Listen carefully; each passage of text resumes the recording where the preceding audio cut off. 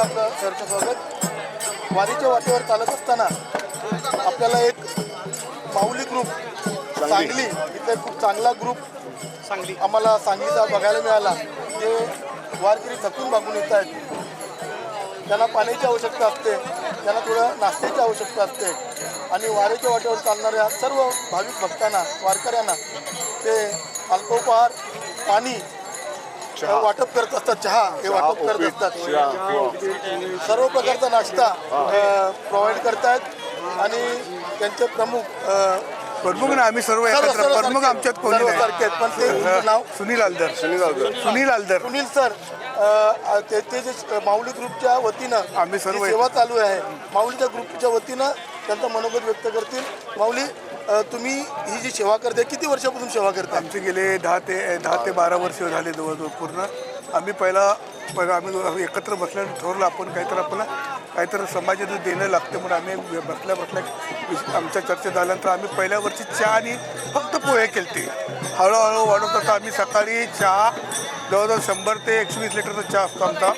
पोहे, उपीट, शिरा, काय 25 किलोचा शिरा असेल, 150 किलोचे पोहे होते, 100 किलोचं उपीट होते, त्यानंतर भजी आणि पाणी जवळजवळ आम्ही सर्व आमची मित्रमंडळी मागितल्या काय 24,000 बाटल्या म्हणजे 1100च्या आसपासच्या बॉक्स आम्ही आता झाला. बिस्किट आहेत, बिस्किट आमच्या ग्रुपनं मित्रमंडळी सगळे परिवार आमचा एकत्रित आहे. एका विचारानं सगळे आम्ही हे वाटपाचं हे करतो. आता गेले 10-11 वर्ष जवळ 11 झालं, 12 चालू आता 12 चालू आमचा.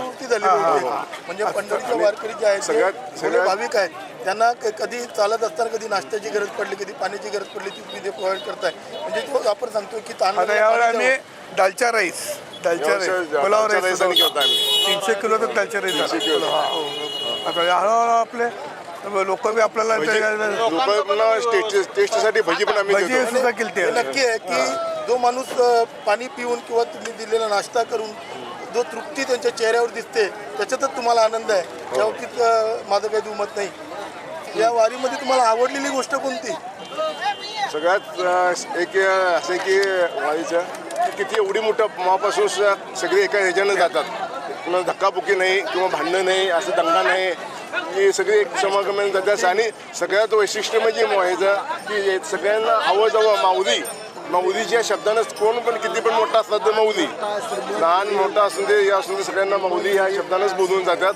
आणि माऊली एका शब्दाने आणि वारीमध्ये असलेली जी शिस्त आहे ती तुम्हाला भावते, ती तुम्हाला आवडते. इव्हन तुम्हाला नाही, पूर्ण जग त्या वारीकडे बघत असतं. एकदम शिस्तबद्ध. वारीमध्ये आल्यावर पूर्ण महाराष्ट्र कसा आहे आपला विविधतेने नटलेला आहे.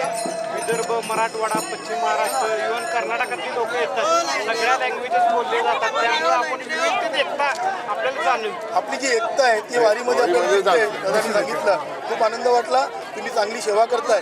सगळ्यात महत्वाचं आम्हाला हे जे जागा देतात की नाही, हे सुरेश साहेब म्हणून आहेत, विनामूल्य जागा देतात.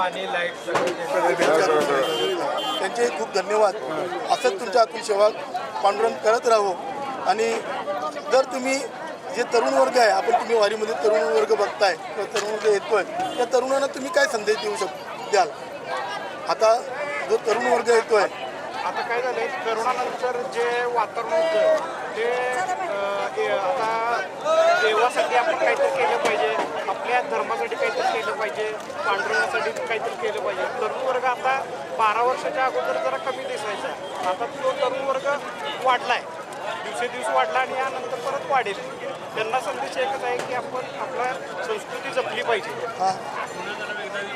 वा चांगला संदेश माऊलीने दिला की जीवनात आल्यानंतर एकदा तरी वारी करावी, एकतरी जशी ओवी अनुभवावी तसं एकतरी वारी अनुभवावी. अशी सेवा तुमची दिवसेंदिवस वाढत राहो ही पांडुरंगाची प्रार्थना. रामकृष्ण. संसार ह्यो